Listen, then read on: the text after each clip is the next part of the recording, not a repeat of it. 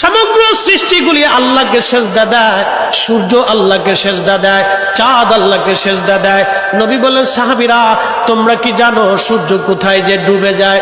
সাহাবীরা বলেন, আল্লাহ রাসূলু আলাম, আল্লাহ জানে এবং নবী ভালো জানে।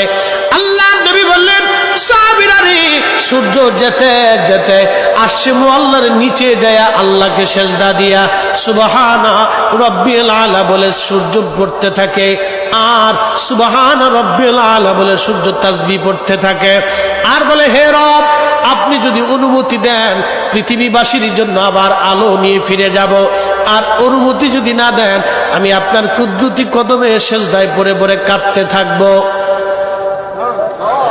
আল্লাহ নবী বললেন, সূর্য থেকে আমার রব অনুমতি দেওয়ার কারণে সকালবেলা তোমরা সূর্যের আলো পাও, কিয়ামতের পূর্ব সময় অনুমতি দেবে না, দেবে না, দেবে না।